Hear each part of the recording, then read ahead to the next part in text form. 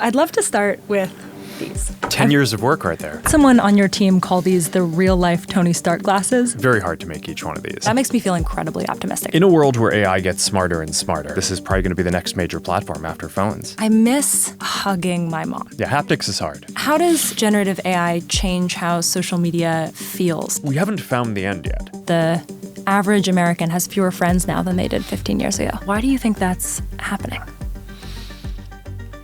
I mean, there's a lot going on to unpack there. I'm about to interview Meta CEO Mark Zuckerberg. Mark Zuckerberg. There are not that many people with more power over what our future might look like. Nearly half the total human population now uses Meta products. And I just tested some of their new tech that feels like science fiction.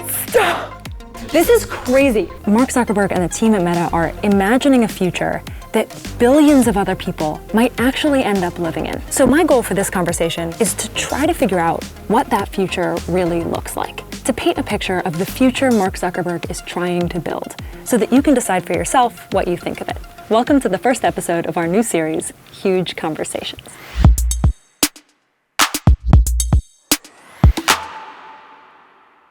Hey, good to meet you. Thanks for doing this. Yeah, looking forward to it. Awesome.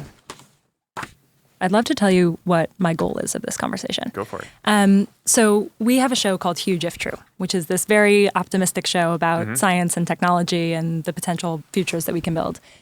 And in every episode, we're sort of exploring what does it look like if you play a certain technological future out. And so my goal in this conversation is to try to help people see the future that you're imagining when you're building the products that you and the Meta team are building. What are you imagining this looks like in the future? How are you imagining people use this? Sure. All of that. Yeah. Cool. All right. Awesome. So I'd love to start with these. Let's do it. 10 years of work right there. I got to demo them a little bit earlier today. I heard someone on your team call these the real-life Tony Stark glasses. We're getting there. But I'd love to just hear in your voice, what are these? Well, these are the first full holographic augmented reality glasses, I think, that exist in the world. We've made, I think it's a few thousand or something, right? Very hard to make each one of these. But this is the culmination of 10 years of research and development that we've done to basically miniaturize all the computing that you need to have glasses, not a headset, but glasses that can put full holograms into the world with a wide field of view. So you can imagine sort of in the future, we'd be having a version of this conversation where, you know, maybe I or you are not even here. It's like one of us is physically here and the other one is here as kind of a full body hologram. And it's not just a video call. You can actually interact. You can do things. I mean, in the demo, we had the ping pong and games and things like that. But I mean, you can interact. You can work together. You can play poker, play chess, whatever. Like the holographic cards, holographic board game. I just think it's going to be wild. It's going to remake, I think, so many different fields that we think about today, from how we work and productivity to a lot of things around science, a lot of things around education, entertainment, fun, gaming. But this is just the beginning. This is the first version. It's a prototype version that we've made in order to develop the next version, which is hopefully going to be the consumer one that we sell to a lot of people. Why build these? Well, I think it's going to be the next major computing platform. So if you look at like the grand arc of computing over time, you've gone from like mainframes to computers that basically like live on your desk or on a tower, to phones that you have in your hand that you basically can take with you everywhere that you want, but it's pretty unnatural, right? It takes you away from the world around you. And I think that the trend in computing is it gets more ubiquitous, it gets more natural, and it just gets more social, right? So you want to be able to interact with people in the world around you. And I think that this is probably going to be the next major platform after phones. I'll give these to you. These are the clear ones that show all the the whole technology. thing is a special edition, and this is like a really special edition. There's not a single millimeter of space. It's, everything in here, from the micro projectors that basically shoot light into the waveguides, right? It's a special type of display system. I mean, these aren't normal displays like you have in a phone or a TV or computer, like the type of displays that people have been building for decades. It's a waveguide system. The projector that's shooting light basically goes into these nano etchings across the waveguide that are what catches and creates the holograms. In order to synchronize that with where you're looking, there's eye tracking and little cameras. They illuminate your eyes. And then, of course, there's all the basic stuff that you need, all the computing, the batteries to power the whole thing, microphones, the speakers, because it needs to be able to play audio and speak with you, and the cameras and sensors to see things around you in the world. So that way, when it's placing holograms in the world, it can do that in the right place and understand where you are. So that probably is still not covering everything, because there's a lot of things that need to go into syncing up the holographic images between the two displays, because you don't just have a single display like you have in a phone or TV. You have two, and it moves around, and physical things are hard and need to be synced up. There's also the radio that has to communicate with your other computing devices to do heavier computing, and the wrist-based neural interface that you probably got to try out. We kind of miniaturized all of this and fit it into normal-looking pair of glasses, which is when I told the team that we were going to do this 10 years ago, people weren't sure if we were going to be able to. But I think not only are we going to be able to do this, but I think we're going to be able to get it cheaper and higher quality and even smaller and more stylish over time. So I think this is going to be a pretty wild future. There are so many versions of trying to get at a similar idea of digital objects in physical space. I'm thinking of, for example, glasses that have heads-up displays where it's head-locked and it's moving with my eyes. Glasses that are really creating digital objects in physical space that don't move as I move. I'm thinking of these. I'm also thinking of the Snapchat spectacles that they just announced. Then, on the other hand, there are headsets like the Quest and also like the Apple Vision Pro that seem to fall into a different category. I'm curious how you would organize this landscape for people and how you think about people using these tools in their real lives in the near future. Yeah, so when we were getting started on this about 10 years ago, I thought that something like this was going to be the ultimate product for everyone, right? You get to normal-looking pair of glasses, and we'll continue improving that can have full holographic images. Yeah. I think it's super powerful, and it is sort of the science fiction future that I think we all hope to get to. On the journey, we took a few other approaches as well to help us develop towards that, including building glasses that don't have displays to try to learn. Just take a stylish pair of glasses today and put as much technology into it as you can, but really focus on the form factor. And that's the Ray-Ban Meta glasses, and it's doing really well. And initially, we thought that was sort of intro product for us to learn how to build this. But one of the things that's clear now is you're going to be able to make that product a lot more affordable than this, probably permanently. So I actually think that there are going to be a bunch of different of these paths that we've taken are going to be kind of permanent product lines that people will choose. I think you'll see displayless glasses like the Ray-Ban Metas continue to get better and better. Great for AI. No display, but you can talk to it. It can talk back. I think that there's going to be something in between these that's basically a heads-up display. So it's not a 70-degree field of view. Maybe it's a 20-degree or 30-degree field of view. So that's not going to be what you want for putting kind of a full hologram of a person or interacting with the world around you. But it's going to be great for, when you're talking to AI, not just having voice, but also being able to see what it's saying. Yeah. Right? Or being able to text someone with your wrist-based neural interface and then have their text show up rather than having it read to you, we read faster than we can listen. Or getting directions, right? Or just being able to search for information and get all that. So there's a lot of value for a heads-up display. That will be somewhat more expensive than the displayless glasses, but somewhat cheaper than this. Then I think you're going to get this. It's going to be probably the most premium and expensive of the glasses products, but hopefully still something that, like a computer, is generally accessible to most people in the world. But I think that there are going to be all of those. And I think people will like them. I also think that the headsets that people are using around mixed reality will continue to be a thing too, because no matter how good we get at miniaturizing the tech for this, you're just going to be able to fit more compute into a full headset. Fundamentally, our mission is not, build something that is advanced and only a few people can use. We want to take it the last mile and do all the innovation to get it to everyone. We just shipped or announced Quest 3S, the new mixed reality headset. We basically are delivering high quality mixed reality for $299. I was really proud last year when we delivered Quest 3, the first kind of really high quality, high resolution, color mixed reality device for $500, right? It's like a fraction of the cost of what the competitors are doing. And I think it's actually higher quality in a lot of ways. And now we've just doubled down on that. So I think that they're all actually going to end up being important long-term product lines. Displayless, heads-up display, full holographic AR, full headsets. I think that they're all going to be important. Yeah. If you play out the future of not just the hardware that we've been talking about, so Meta Ray-Bans, Quest, Orion, but also the Llama models, if everything goes according to you and the team's wildest dreams, I'd love for you to just begin to describe what that feels like. I mean, I think that there are two primary values that we're trying to bring.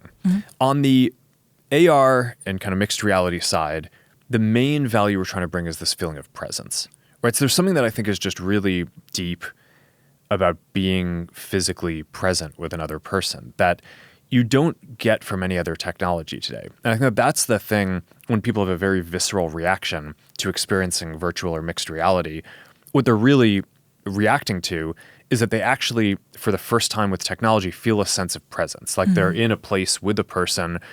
And that's super powerful. Like I've focused on designing social apps and experiences for 20 years. That's sort of like the holy grail of that, is being able to build a technology platform that delivers this like deep sense of social presence. The other big track is around personalized AI. And for that, and that's sort of where Llama and Meta AI and all of those things are going. There's all this development that's going into making the models smarter and smarter over time. But I think where this is going to get really compelling is when it's personalized for you. And in order for it to be personalized for you, it has to have context and understand what's going on in your life, both kind of at a global level and like what's physically happening around you right now. And in order to do that, I think that glasses are going to be the ideal form factor because they're positioned on your face in a way where they can let them see what you see and hear what you hear, which are the two most important senses that we use for kind of taking in information and context about the world. I think that this is all going to be kind of really deep and profound stuff. But it's basically those two things. It's this feeling of presence and this capability of really personalized intelligence that can help you. I'd love to talk about each of those two things. The first on presence, I owe a lot to being able to connect with people online, right? This job that I have is by definition that. Yeah. Also with my family. My parents don't live anywhere close to me. I video call them a lot. And when I think about the progress of technology like this, in a timeline from like the telegram to the telephone to video call to some feeling of presence with another person who feels like they're right there in front of me. That makes me feel incredibly optimistic. I would love a future where like I can lose in Scrabble to my mom and feel like she's really there in front of me. Yeah. And it feels like we're not that far away from something I agree. that persuades my brain that that's happening. Yeah, totally. And also, I miss hugging my mom, right? Like that never goes away. Yeah, haptics is hard. Yeah. But and so my question is about that. It's about this feeling of like, it's hard for me to imagine a future where real physical presence is not different and special in some way, where I don't miss literally hugging my mom. Yeah. And I'm curious how you think about the parts of human connection that are eye contact and physical touch and things that our ape brains value for connection with other people.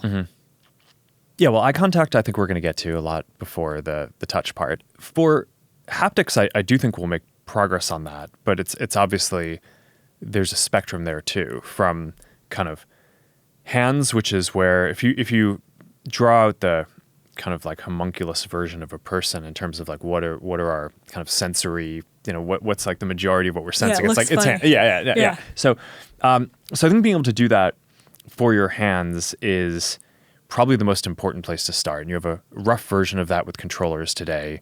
I think that'll get even more over time. We have this demo playing ping pong where you have a controller where as the digital ball hits the ping pong paddle, you feel it hit as if it's hitting the ping pong paddle wherever it is. So you actually have a sense of like where it's hitting the paddle. So I think that was just a wild demo. So I think we'll get some of that. The most extreme version of this is wanting force feedback, right? So I mean, like for doing a lot of sports, right? It's like, okay, we can kind of do a good approximation of like boxing today, where you get like good feedback on your hands, but it would be hard to do a virtual reality version of jiu-jitsu where you're like grappling with someone and you need like real kind of force feedback on it. So that's probably like the hardest thing, right, to go do. But I think we'll get there. I think like most science fiction, it's not this binary thing that you just like wake up one day and we're like, oh, we've realized all the dreams. But I do think that these platforms are going to be the first time that I think that there's a realistic sense of presence in all the ways that that's special to people for most things that people want to do, which are not the most physical ones. And even some of the basic physical ones I think we'll get. But then there's a long tail of other stuff. I mean, smell is also really important for people. Yeah. Right? I think it's disproportionately important for memories. And that's not really a thing that I think in the next few years we're going to have in any of these devices. I mean, that's a very difficult and challenging thing on its own. What is the piece of that you feel most interested in, that you keep coming back to in your mind? This has the frustrating property to develop that the sense of presence is almost like when you're designing something that's sort of trying to artificially deliver it, you're delivering an illusion to a person. And more than any one thing that provides a sense of presence, it's actually more the case that any one thing done wrong breaks the sense of presence.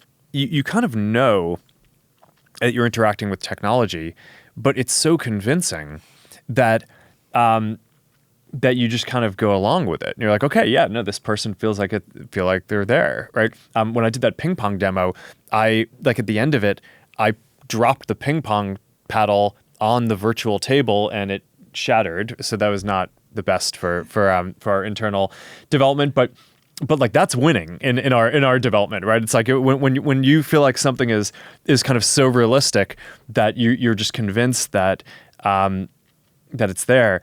Now, and there are a lot of things that can break that, right? So I think a field of view that's too low, right? So something feels real, but then you turn your head and it's not there. Latency, right? Physics that don't behave like realistic physics. It also is interesting in some ways what people can accept as physically real, even though it's not, right? So like we've done a ton of work on avatars. We have this whole work stream on codec avatars to do these photorealistic avatars. And I think it's going to be incredibly compelling and people are going to love it. But one of the things that I found interesting is the ability to mix photorealistic and expressive, kind of the cartoony avatars, with photorealistic worlds and kind of more cartoony computer game type worlds. So you can have a codec kind of photorealistic avatar of a person in what is clearly like a video game or cartoon world. And people are generally pretty fine with that. It's like, okay, that feels pretty good. And similarly, having a photorealistic world, but good, increasingly good kind of cartoon avatars, as long as the avatars move in a way that feels authentic to the person you're interacting with, it actually feels pretty good. It's when you look at a 2D still frame of it, some of the stuff can look a little bit silly, and we've certainly had our share of memes around that. But when you're in there, and you've played around with a lot of this stuff, it feels realistic because it's basically mimicking the kind of authentic mannerisms of a person that you're interacting with. Yeah. And even if it's not a codec photorealistic avatar, if it's kind of a more cartoony, expressive one. So I think that's it's very interesting to see kind of which pieces you need to unlock and where you just need to be like very technically excellent and consistent. But it's this isn't a space where it's like you deliver one thing and it's good. This is like there's a wide breadth of things that you need to nail and then have it all come together. And that's why these are, 10-year projects.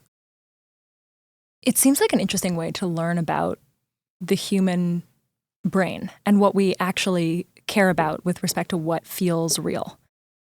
I was wondering there was this moment in an interview that you did with Lex Friedman. You quoted research that says that the average American has fewer friends now than they did 15 years ago.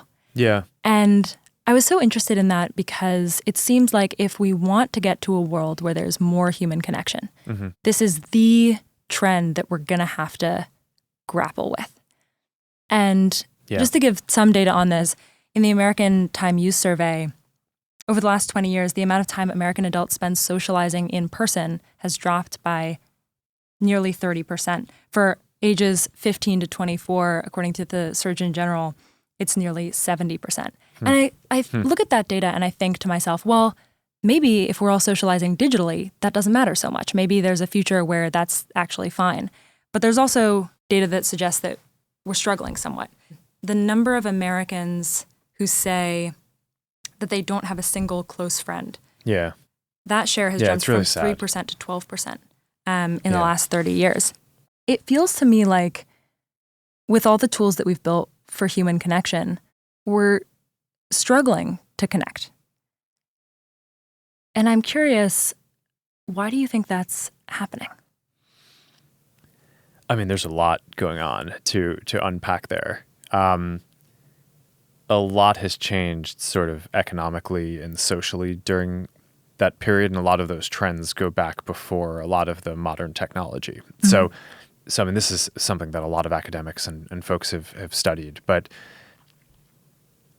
it is an interesting lens to look at this, though, because I think whenever you're talking about building digital types of connection, one of the first questions that you get is that going to replace the physical connection? And my answer to that, especially in the case of something like this, is that no, because people already don't have as much connection as they would like to have. It's not like this is replacing some sort of better physical connection that they would have otherwise had. It's that the average person would like to have 10 friends and they have 2, right? Or 3. And there's just more demand to socialize than what people are able to do given the current construct. And giving people the ability to be present with people who are in other places physically just seems like it will unlock more. It's not going to make it so, if I have glasses, it's not going to make it that I spend less time with my wife. It's going to make it so that I spend more time with, my sister who lives across the country. And I think that's good. And I think people need that. As for the rest, I think we could probably spend a multi-hour podcast just going into all of the different kind of socio-economic, political dynamics that are going on. But none of the trends that I've seen does it seem like the primary thing that's going on is that because people are interacting online, they're now not interacting with people physically. It's now certainly I think I do interact with people online who I also like to interact with physically, and I think that's kind of like a combination, like more combined, richer relationship that you have overall. But I think that there's a lot going on with the loss of kind of social capital and connections that really predates a lot of the modern technology. The goal of what I'm trying most to learn about is how we can structure the technologies that we use in the future to get toward this future I think you're imagining of more human connection in more ways. I'm curious, you brought up the other big pillar of AI. And in some of your conversations, I'm thinking of a conversation with Tim Ferriss in particular, you talked about a lot of different use cases of AI. And they seem to me to fall on somewhat of a spectrum. Mm-hmm. Like, for example, you mentioned automatic real-time translation. Mm-hmm. It's like basically the Star Trek translator, universal translator. I think we're pretty much there. Yeah. And that's one example on one end of the spectrum where some people might argue that there is a chance that someone is less likely, for example, to learn a language because we can all speak to each other in real time in different languages, I think nobody would really argue that therefore we shouldn't have that kind of universal translator, right? Also, like, a lot of one end people the still learn spectrum Latin that's and Greek. Right, exactly. So and so I think that end of the spectrum is something like technologies that really measurably unlock our humanity because they remove a struggle between people. And then on the other end of the spectrum, there are a lot of educational things, for example, where the struggle is kind of the point, right? Like it's like building a muscle. Like I can think of so many times in my life where like the reason why I was doing something was not the output. It was the fact that I was trying so hard to do it. There's one example in the Tim Ferriss interview where you talked about your kids struggling to articulate themselves emotionally. And adults very much have the same problem. And you talked about AI as a way to help them articulate those emotions. Yeah. And I thought about all of the many times in my life where I have struggled to articulate my emotions and how I really could have used some help in those moments. And I also found myself thinking about the times when that was really building a muscle, where like the act of struggling to communicate with someone and understand what they wanted from me was important to my development. And so my question is, if you think about that as a spectrum between things that are really important to our humanity and the struggle being removed is helpful versus things where the struggle is the point and it unlocks something about our humanity and is important to preserve, like building a muscle. How do you draw the line between those things, and how do we ensure that the muscles that we're building for this future are stronger and not weaker? Yeah, it's interesting. I mean, I think we're always going to find new things to struggle with. And I mean, you can always get better at communicating with other people and kind of expressing yourself and understanding other people. So having a tool that can help you do that better isn't going to mean that like, oh, now we perfectly understand I think maybe one of the most functional aspects of this, you're already seeing a lot of these AI models really help people with coding, right? Like a generation ago, before I was getting started, a lot of coding was like really low-level system software, and then by the time that I got into it, there's a little bit of that, but you can make websites pretty easily, make apps pretty easily, and I think in 20 years or a lot sooner than that, you're going to basically be in a world where kids will be able to just describe the things that they want and build incredibly complex pieces of software. So it's in that world, are kids going to be not struggling? I don't think so. I think that they're going to be just expressing their creativity, and it'll be this kind of constant iterative feedback loop around like, okay, like I took a few minutes to describe this thing. And like, this whole like amazing virtual world was created that I can now see on my glasses or whatever. But like, these things are not exactly what I want them to be. So now I need to like go back and edit them. I don't know. I think that there's always more. Another way to get at this. One of the things that I think makes people so good. It just, there's always more to do. We'll always find the struggle. Yeah. Another way to get at this is if you play this out to make the tools even better. In like 10 years, let's say your kids are in high school. Are there ways that you would want them using AI because you think it would accelerate them intellectually, and ways that you would advocate for them not to use it, or things that you would have concerns about?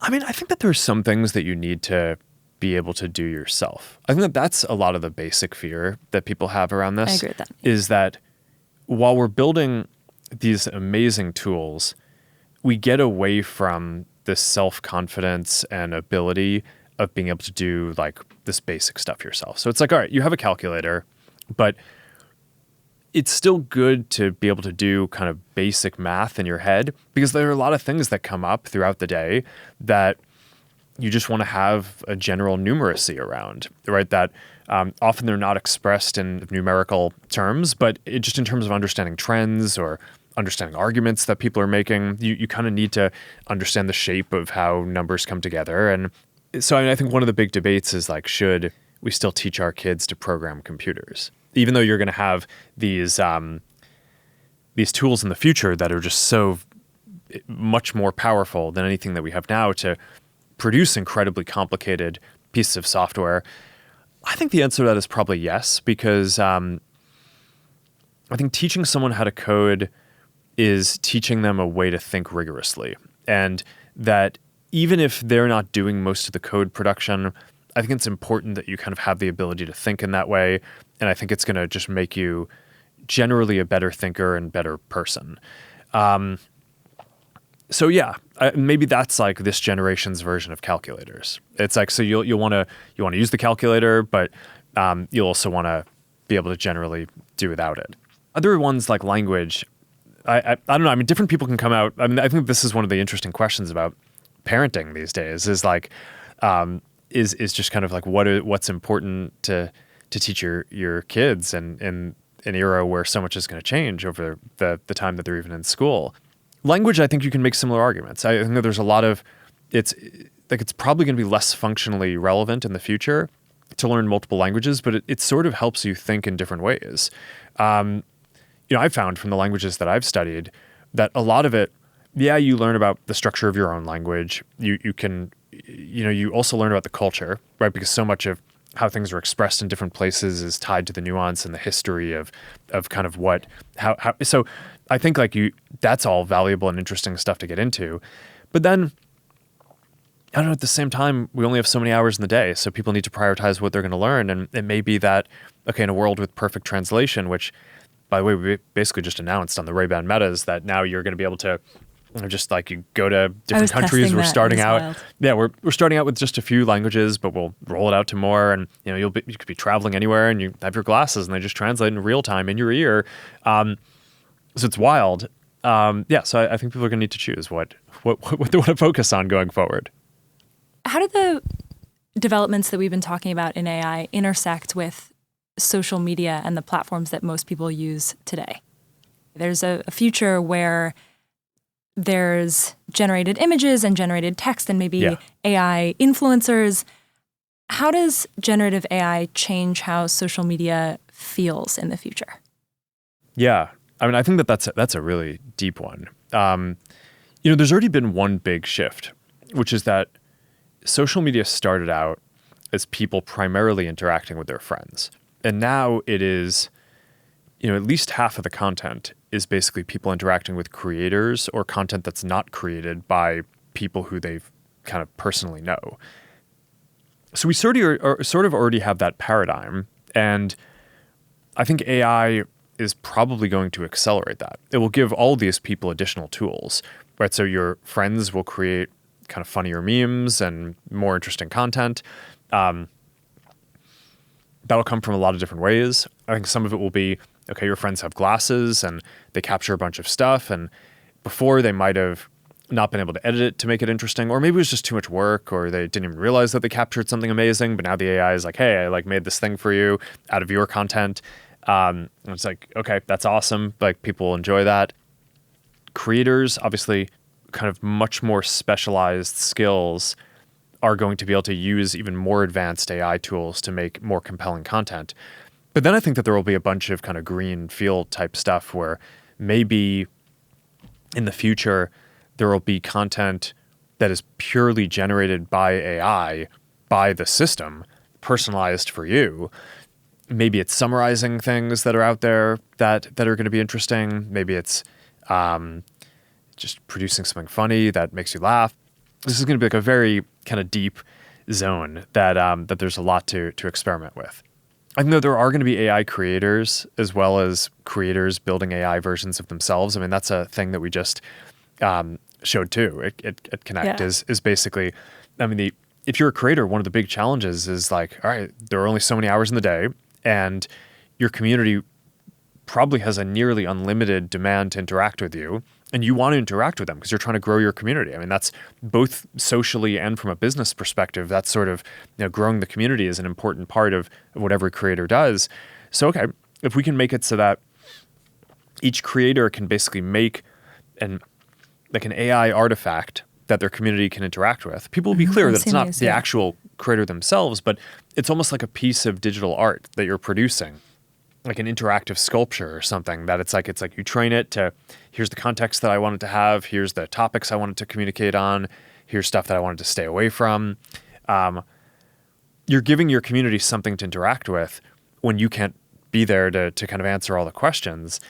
And I think that that's going to be super compelling. So there's like all these interesting things, but I think AI, it's kind of like the internet in a way where it's probably going to change almost every field and almost every feature of every application that we use.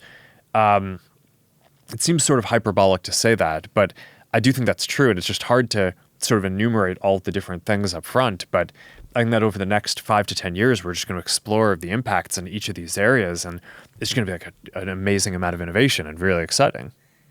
I feel two things simultaneously when you say that. I feel both like I really want to be optimistic about the future of these platforms. And I obviously have gained so much from an enormous pace of change, right? Like everything that we're doing now.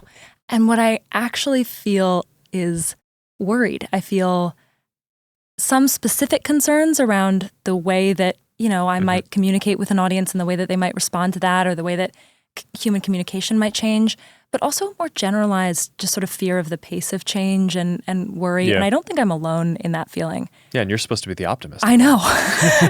And I'm curious, like, how you talk to people who feel that way. What concerns do you feel are most legitimate, and what do you feel most misunderstood?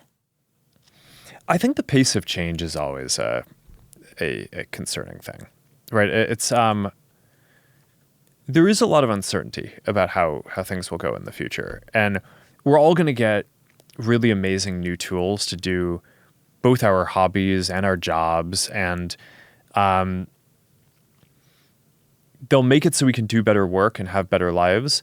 But at least on the professional side, it's going to be our responsibility to keep up with that, or else it's going to be difficult for us to compete with other people who are doing a good job of kind of keeping up with the new trends. So I get it. I mean, I think, especially in the, line of work of being a creator, I mean, it's a very sort of competitive space. I don't think that like creators necessarily think about it as competitive, but it is, right? It's like, it's, and so I get it. I think that this is going to make it so that like the quality of work that people produce and how interesting it is and how much they can communicate and it, like really efficiently is just going to kind of go through the roof. But when you're staring down a set of changes, like that there's some big change coming and you don't know what it is, that's always a time of anxiety. So I get it. If I take my creator hat off and I'm just a person who is young-ish, starting out my career-ish, starting out building a family, how would you advise someone like me to prepare well for the future that we're headed toward, to be able to learn new skills now or just think about this future in an educated way? Yeah. I mean, I just think maintaining curiosity about things is important. I do think we can overstate to what extent the next 10 years is going to be sort of different from the last 10 or 15. I mean, a ton of stuff changed over the last 10 or 15 years too. It's not like this is the only time in history where there's some technology that's going to make it so that there's new opportunities and things change. The internet coming into maturity and everyone having smartphones has already rewired things dramatically. And I mean, maybe the next period will be a somewhat bigger change, or maybe it won't. I think it'll feel different to different people, but I don't think this is like going from 0 to 1. It's not like, okay, everything's just kind of been normal and now it's about to change. It's like the technology evolves over time and like the opportunities that we have evolve and improve. And I think that's like the people who do well, I think are people who are generally curious about it and dig in and try to use it to live better lives rather than the people who basically, try to fight it in some way. One thing that I really want to ask you about is open sourced. Yeah. I think, imagine that we're talking to an audience that has maybe heard that term, but doesn't have any real idea of how that might impact them in the development of AI. Yeah. How would you explain the reasonable debate that people in your field are having about this right now? Well, I think there are two pieces. I mean, so what does open source mean? It means that people can build a lot of different things, right? So at a high level, I look at the vision that a bunch of companies have, right? So OpenAI, Google, they're building an AI, right? Like one AI that I think in general, they're like, okay, this is going to be, it's like they think you're going to use Gemini or ChatGPT for like all of the different things that you want to interact with. And at a high level, that's just not how I think the world is going to go. I think we're going to have a lot of different AI systems, just like we have a lot of different apps. I think in the future, every business, just like they have a website and a phone number and an email address and a social media account, is also going to have an AI that can interact with their customers to help them sell things, to help them do support. I think a lot of creators will have their own AIs, right? I think like a lot of people will interact with a bunch of different things. There's a question of, okay, do you want a future that's fundamentally kind of very concentrated and where you're interacting with kind of one system for everything? Or do you want one where a lot of different people are building a lot of different AIs and systems, just kind of like you probably didn't want there to be just one app or just one website. It's like a richer world when there's a diversity of different things. So that's one piece, is just giving people the ability to build it themselves. And what open source does, it makes it so that everyone can take and modify the model and build stuff on top of it, which is different from the kind of closed and centralized approach.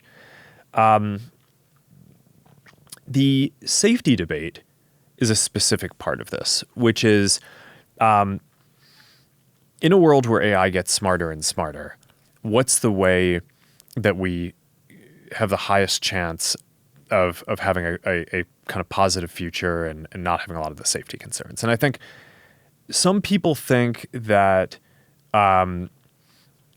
if we keep the model closed and don't give it to a lot of developers, that should make it safer because then you don't get bad developers doing bad things with the model.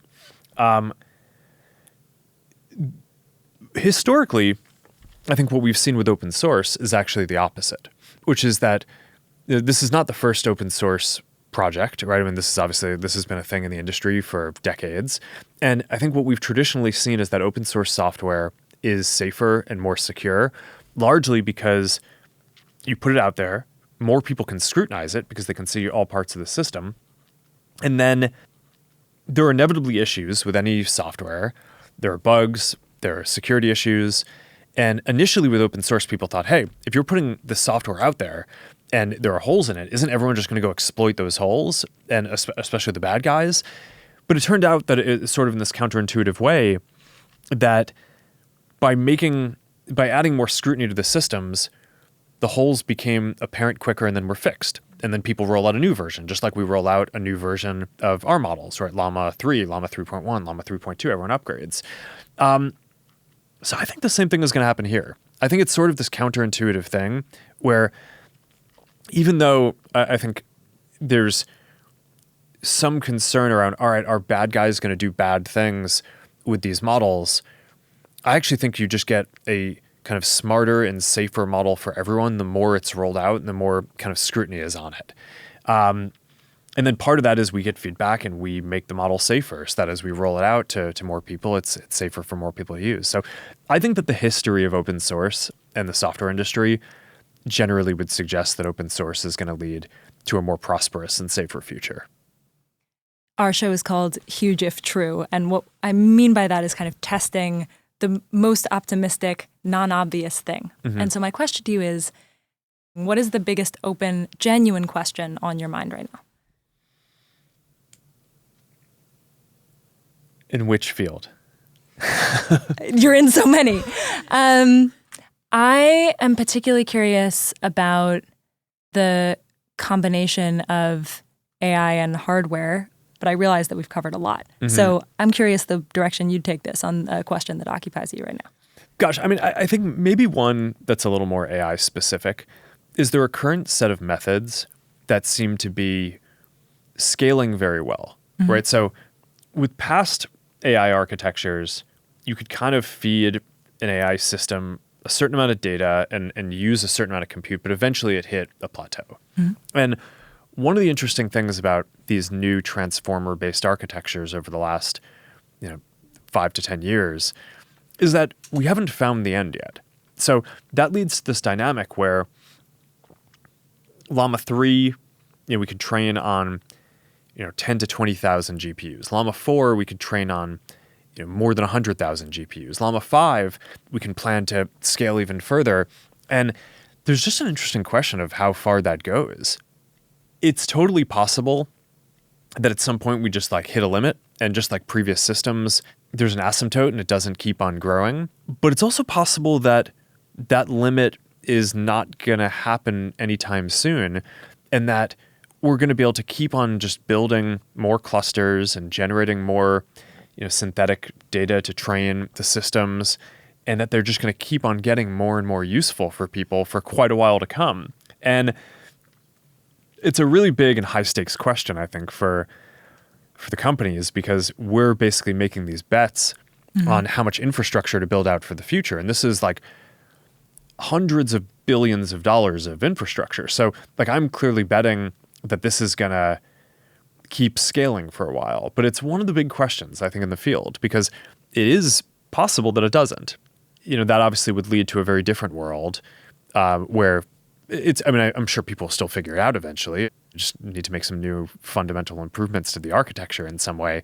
But that might be a somewhat longer trajectory for, maybe, the kind of fundamental AI advances slow down for a bit and we just take some time to build new products around this. Or it could be the case, and that's what I'm betting on, that the fundamental AI will just continue advancing for quite a while, and that we're going to get both a new set of products that are just really compelling in all these ways, and that the technology landscape and what's possible will just continue being dynamic over a 20-year period. And that's probably what I'd guess is going to happen. But I think it's one of the bigger questions in the industry and kind of for technology across the world today. Is there anything else that you want to say? I don't know. Awesome. I think we're good. Amazing. Yeah. Thank you so much for doing this. Yeah. No, thank you.